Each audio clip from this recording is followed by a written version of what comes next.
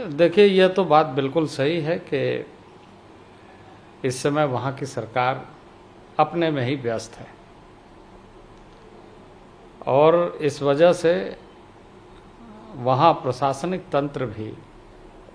काम नहीं कर रहा है। प्रशासनिक तंत्र को चाहिए था इन सारे चीज़ों पर त्वरित कार्रवाई करने की। घटना होने के बाद में जो त्वरित कार्रवाई होनी चाहिए वो नहीं हुआ, उसकी मृत्यु हो गई। अब राज्य सरकार असंवेदनशील तरीके से, मैंने संवेदना विहीन सरकार, देखिए सरकार और प्रशासन, लोकतांत्रिक व्यवस्था में संवेदनशील प्रशासन कहा जाता है कि आप कितना अलर्ट है, कितना आप आम जनता के प्रति अपने आप को उत्तरदायी मान करके काम करते हैं और कैसे ये सुनिश्चित करते हैं कि आम नागरिक के बीच में सवाल खड़ी नहीं हो और सरकार की विश्वसनीयता रहे। ये दोनों ही चीज़ों पर सरकार पूरी तरीके से विफल है और अब जो दृश्य वहाँ बन रहे हैं, जो दिख रहे हैं, वो ये है कि खुद को छुपा के यहाँ वहाँ ऐसे तैसे कर रहे हैं।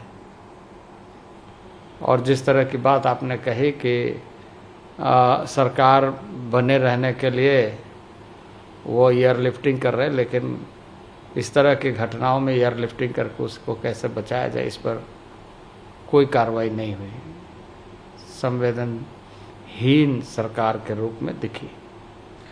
दूसरी तरफ ये भी पार्टी के लीडर्स की तरफ से उनके कहा जाए, एक तरफ तो हेमंत सरकार के जो एमएलएज हैं वो अपना, दूसरी तरफ बीजेपी ये चाह रही है कि जल्द से जल्द गवर्नमेंट का ये आए फैसला आए, जो भी आना है गवर्नर का। लेकिन अभी जो स्थिति है ये चाह रही कि डिस्क्वालीफाई हो जाए और वो चुनाव ही न लड़े हेमंत सोरेन, इस तरह की बातें की जा रही है। अब देखिए, उनके अंदरूनी मामले क्या है ये तो मैं नहीं कह सकता। चुनाव आयोग क्या फैसला देगा ये भी मैं नहीं कह सकता, पर चुनाव आयोग के फैसला आने से पहले ही इस तरह के आशंकाओं के बीच में राज्य को डालना, मैं समझता हूँ कि उस सरकार के लिए उचित नहीं था जो इस समय हो रहा है। सर, अगर ऑपोजिशन की बात की बहुत ज़रूरत है 2024 बीजेपी के खिलाफ, ये बात उन्होंने कही है, सबको एकजुट होना पड़ेगा कॉमन मिनिमम प्रोग्राम के तहत।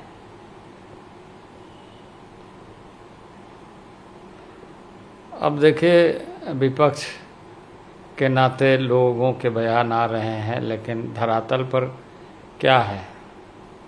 धरातल पर यह स्थिति है कि लोग अब इस बात को समझ चुके हैं कि देश के आज़ादी के लंबे कालखंड में जब 75 साल हम पूरा किए हैं तो हमने बहुत कुछ ऐसे अवसरों को खो दिया है और अपने अपनों के लिए जो लोगों ने सोच करके इस देश में राजनीति की,